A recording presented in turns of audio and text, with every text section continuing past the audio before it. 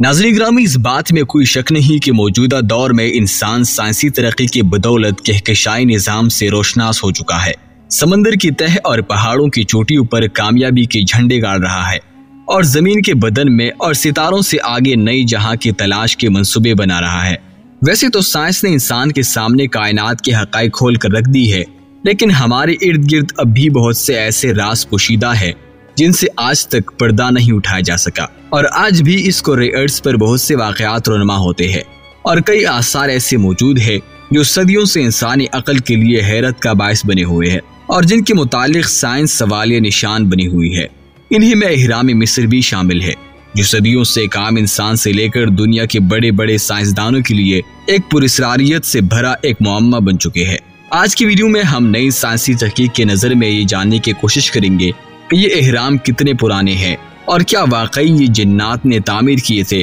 یا ان کو کسی ٹیکنالوجی کی مدد سے بنایا گیا تھا، جبکہ مزید یہ بھی جانیں گے کہ جب سائنسدانوں نے ان کے اندر جھانکنے کی کوشش کی تو ان کے ساتھ کیا ہوا۔ لیکن ویڈیو میں آگے بڑھنے سے پہلے آپ سے گزارش ہے کہ اگر آپ نے ابھی تک ہمارے چینل کو سبسکرائب نہیں کیا تو برائے مہربانی سبسکرائب کر دے اور ساتھ موجود بیل آئیکن کو بھی پریس کر دے تاکہ ہر طرح کے معلوماتی ویڈیوز کی نوٹیفیکیشنز آپ کو بر وقت ملتے رہے۔ ناظرین گرامی، اپنی عجیب و غریب ساخت اور حیرت انگیز خصوصیات اور پراسراریت کے سبب آثار قدیمہ سے دلچسپی رکھنے والوں کے لیے اہرام مصر کشش اور تجسس کا باعث ہے،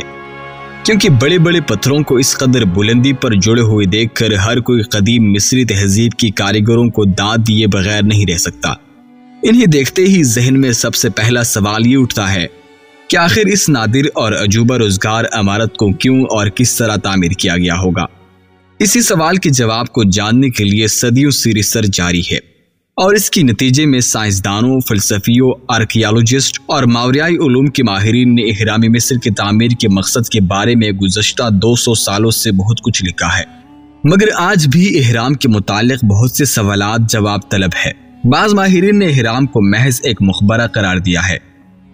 لیکن بعض محققین کا خیال ہے کہ اہرام قدیم علوم کے محافظ ہے اور انتہائی ہولناک تباہی اور طوفانوں کے خطرے کے پیش نظر قدیم مصریوں نے اپنی کتابیں اور ایجادات اہرام کے خفیہ کمروں میں محفوظ کر لی تھی تاکہ انہیں محفوظ رکھ سکے۔ ناظرین گرامی، کچھ سائنسدانوں کا خیال ہے کہ اہرام خلائے مخلوق نے تعمیر کی ہے تاکہ وہ دوسرے سیاروں سے رابطہ قائم کر سکے، جبکہ بعض ماہرین کے مطابق اہرام زلزلوں کو روکنے کا کام کرتے ہیں، اور چند مشہور سائنسدانوں کا یہ بھی خیال ہے کہ اہرام دراصل پاور پلانٹ ہے جنہیں قدیم ادوار کے ترقی یافتہ قومیں توانائی کے حصول کے لیے استعمال کرتی تھی، لیکن یہ توانائی شمسی تھی یا کرسٹل انرجی، اس حوالے سے تحقیقات بھی جاری ہے۔ معزز دوستو، یاد رہے کہ اہرام کے بارے میں سب سے پہلے ذکر ہمیں یونانی تاریخ دان ہیروڈوٹس کرتے ہوئے نظر آتا ہے، جنہوں نے تقریباً 450 برس قبل مسیح میں مصر میں قدم رکھے اور وہاں کے لوگوں کو بطور گائیڈ ساتھ لے کر اہراموں کا معائنہ کیا، اور گائیڈز کے علم کے مطابق اس نے اپنی کتاب لکھی۔ ہیروڈوٹس کے مطابق تقریباً 1 لاکھ مزدوروں اور کاریگر نے مل کر 20 سال کے عرصے میں اہرام کی تعمیر مکمل کر دی تھی، اور یہاں ہر وقت 20,000 مزدور کام کرتے رہتے تھے، جبکہ ہر گھنٹے میں 2 سے 3 پتھر لگائے جاتے تھے، اور اس طرح تقریباً 30 لاکھ پتھروں سے اہرام کی عمارت معرض وجود میں آئی۔ ناظرین گرامی، اہرام سے متعلق احمد رضا خان بریلوی کا نقطہ نظر یہ ہے کہ اہرام کا بننا سب جنات کا لستانی ہے۔ اگر دیکھا جائے تو یہ سوال اٹھتا ہے کہ جنات جیسی قوم کو اتنی بڑی تعمیر کرنے کی ضرورت کیوں پڑی، وہ بھی انسانوں سے پہلے، پھر اس کے بعد ان کی کوئی ایسی تعمیر نظر نہیں آتی جس کے بارے میں کہا جا سکے کہ یہ جنات نے بنائی ہے۔ خلیفہ مامون الرشید کے بارے میں کہا جاتا ہے کہ اسلامی دنیا کے وہ واحد بادشاہ تھے جن کو علمی اور تحقیقاتی کام کا شوق تھا۔ اس وقت مصر اسلامی دنیا کے سامنے سرنگو ہو چکا تھا، جبکہ خلیفہ کو کچھ عجیب و غریب عمارتوں کا پتہ چلا، اور ساتھ میں یہ بھی کہ اس میں مصری بادشاہوں کو اپنے خزانوں کے ساتھ دفنایا گیا ہے، لہٰذا مامون رشید اپنے سینکڑوں تحقیق کاروں کو لے کر نکلا، اور آج کل جہاں ابو لہل کا مجسمہ ہے جو کہ اس وقت مٹی میں دب چکا تھا، اس کے اوپر پڑاؤ ڈالا، لیکن ان کو سخت مایوسی اس وقت ہوئی جب ان کو احرام میں داخل ہونے کا کوئی راستہ نہ ملا، مگر خلیفہ اس میں داخل ہونے کا راستہ سوچتا رہا، اور آخر کار خلیفہ نے احرام کو توڑ کر راستہ بنانے کا حکم دیا، لیکن احرام اتنا مضبوط تھا کہ اس پر کوئی بھی چیز اثر نہیں کر رہی تھی، لہٰذا اس صورتحال کو دیکھتے ہوئے اس نے یہ طریقہ نکالا کہ پتھروں کو پہلے گرم کیا جائے اور پھر ان کے اوپر ٹھنڈا پانی ڈالا جائے، جس سے پتھر تڑک جاتے، اور اس طرح روز 1 فٹ کے حساب سے آگے کا راستہ بنایا جانے لگا، اور آخر کار ان کی پہنچ کوئی چیمبر اور گنگ چیمبر تک ہوئی، جہاں پر خزانہ تو دور ممیاں بھی نہیں تھی۔ اور پھر مامون الرشید دل برداشتہ ہو کر وہاں سے چلا گیا اور سارا کام وہی پڑا رہ گیا۔ دوسری جانب مقامی آبادی جو پہلے تو ہم پرستی کی وجہ سے احرام کے قریب نہیں جاتی تھی، انہوں نے جب دیکھا کہ کئی مہینوں سے پڑاؤ ڈال کر بادشاہ کو کوئی اثر نہیں ہوا تو ان کا ڈر ختم ہو گیا، اور پھر احرام کے اوپر لگے ہوئے روغنی ٹائلوں کو بھی اتار لیا گیا